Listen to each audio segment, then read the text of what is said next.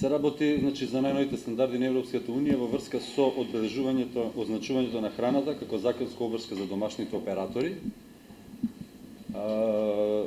Барања кои агенцијата ги преточи во еден документ, упатство за добра практика на операторите со храна. Се работи за документ кој е наменет за операторите за храна, кои го снабдуваат крајниот потрошувач со храна и угостителите. Целта на овој документ е да се дадат на операторите со храна насоки како ќе се врши означувањето, односно како се даваат информациите за храна до потрошувачите на еден транспарентен начин, а согласно ЕУ легислативата која беше преточена кај нас и која има важност од декември, но со еден природен период, сам дека така, од јуни 2015 година. Ќе дадам збор на нашите гости. Со нас денес имаме чест да виде директорот на Агенцијата за храна, господин Зоран Поповски. Повелете. Ќе имаме кратко излагање за документот и се она што е врзано со него, а потоа прашање од ваша страна. Повелете. Дека ние како Агенција за храна и ветеринарство исто така изработивме еден водич кој сметам дека е многу добра алатка, многу квалитетно сработен, квалитетна содржина во него и кој може во секое време да им се најде на рака при употреба на овие барања во однос на регулативата, значи во однос на барањата на означувањето. Во секој момент сите оператори со храна да се консултираат со истиот, нормално и покрај оваа работилница, и ние како агенција ќе бидеме и понатаму отворени истите прашања операторите да ги поставуваат и до нас лично до агенцијата, доколку и покрај овие работилници и покрај водичот имаат нешто дополнително да прашаат.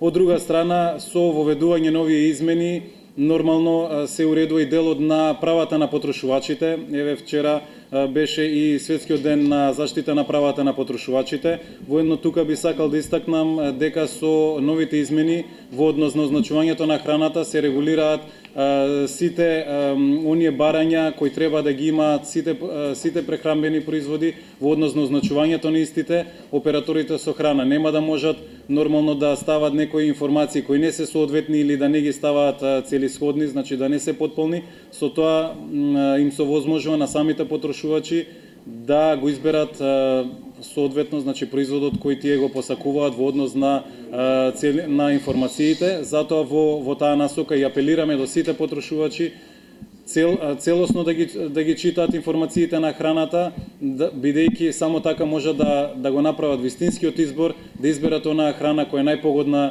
за истите. Во оваа насока, значи со донесување на измените во законот во однос на означувањето на храната, исто така се регулира и конкуренцијата меѓу самите производители, а исто така и на македонскиот пазар, а исто така и конкуренцијата од странскиот пазар, бидејќи веќе од Европската унија влегуваат производи каде што се применуваат одредбите од регулативата и нормално каде што се означени сите информации, наведени сите информации за храната. Затоа еве можност и нашите производители да бидат поконкурентни и да ги со воведување, значи нови одредби во однос на производите, да бидат конкурентни во однос на странските производи. Повторно ќе нагласам дека и Агенцијата за храна и ветеринарство веќе оваа недела ќе биде трета недела како ги одржува своите отворени денови низ градовите на Република Македонија и воедно го промовира и го дистрибуира овој водич до сите оператори со храна. И можам да кажам дека има многу заинтересирани, сите оние нормално оператори кои го пласираат производот на македонскиот пазар се многу заинтересирани. Доста плодни дискусии има и воедно се надевам дека со оваа работилница и со овој водич ќе им излеземе во пресрет и ќе им ги улесниме многу работите во однос на новите одредби од законот. Во водичот измените се однесуваат на означување, презентирање и рекламирање, подетално се уредуваат сите три делови, но во однос на прехранбените производи, тоа го кажавме претходно, но сега ќе повториме за сите исто така многу важно. Најпрво се алергените, бидејќи означувањето на самите алергени, бидејќи се однесува на некои нормално популации кои се алергични на одредени состојки. Во самиот водич и наведувањето на самите алергени ќе биде задолжително и ќе мора да биде болдирано, значи за темнето на самите производи. Тука се наведени сите групи на алергени во самиот водич и нормално компаниите ќе знаат како треба и каде да ги наведат истите алергени со цел нормално оние кои се алергични на одредени состојки во храната да знаат дали да го изберат тој производ или да не го изберат. Потоцна се воведуваат нутритивниот аспект, значи нутритивното означување на храната кој до сега не беше задолжително, од сега станува задолжително. Тоа е особено битно, нели, оние сите кои внимаваат на самата исхрана, внесувањето и квалитетот на храната, се регулира тој дел, значи мора нутритивниот аспект да биде назначен во сите делови за да може нормално потрошувачот да избере храна, значи од иста категорија, да избере она што него повеќе му одговара. Исто така се внесуваат и новини во однос каде треба и како треба да биде и со кој, значи, фонтот се регулира на самите означувања, бидејќи треба да биде лесно воочливо означувањето, да може да биде лесно читливо, да биде разбирливо.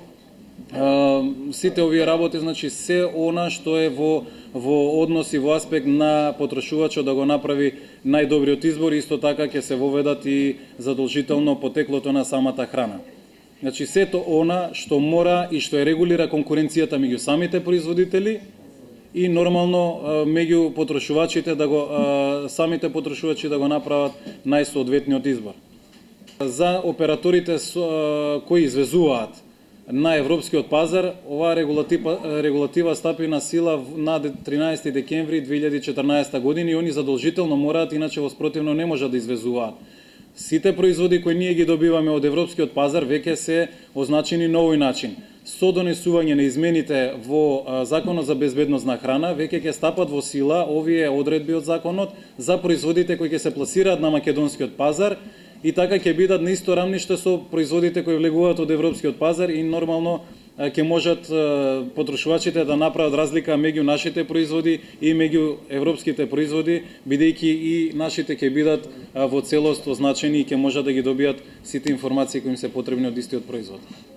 Процентуално немам информации, но до сега, бидејќи ние излеговме во пресред на самите оператори со храна кои извезуваат и нема воопшто некои забелешки и реакции од нивна страна, тоа ми укажува на фактот дека веќе сите го имплементираат и извезуваат, значи, со новите одредби, тој со по новата регулатива 1169, бидејќи мораат ако сакаат да извезуваат. Финансиските трошоци се однесуваат во однос, нели, да се потроши на стара амбалажа, на стариот начин на означување, набавување на нова амбалажа, но тоа е се во тековното работење. Нормално, кој ќе си ја потроша старата амбалажа, си нарачуваат нова амбалажа, ново пакување, нов вид, тоа што го прават и редовно и со претходното означување. Месеци наназад, прво, додека се работеше ово упатство, компаниите беа запознаети, комората и така натаму, ние соработувавме. Кога беше донесено некаде пред Нова година, барем формално кога стапи на сила, имаше одржано и неколку работилници во организација на агенцијата, а заедно со комората, односно со бизнис секторот, во 4 града. Целата земја беше опфатена и така намерата беше да се опфатат сите региони подеднакво и да им се дадат основните информации на компаниите. Се донесе период, значи се пролонгираше 6 месеци која е во прашање домашниот пазар. Имала компаниите доволно време, значи за да се прилагодат со цел овие трошоци условно земено да бидат минимални. Да претпоставам дека тоа доколку и биде некаков трошок, може би било посетно кај големите компании, каде што има огромно производство, па нели унапред се прават и големи нарачки за етикетна амбалажа, меѓутоа 6 месеци, а сигурно знаева 6 месеци престапување на сила е доволен период за да сите тие си ги повлечат или да печатат нови, така да сметаме дека не би било никаков трошок за компанијата. Би се надоврзал повторно на истото. Уште со изработувањето на работилниците кои се однесува за извозните фирми, беше нагласено дека овие одредби ќе стапат во сила за нашите компании во месец јуни.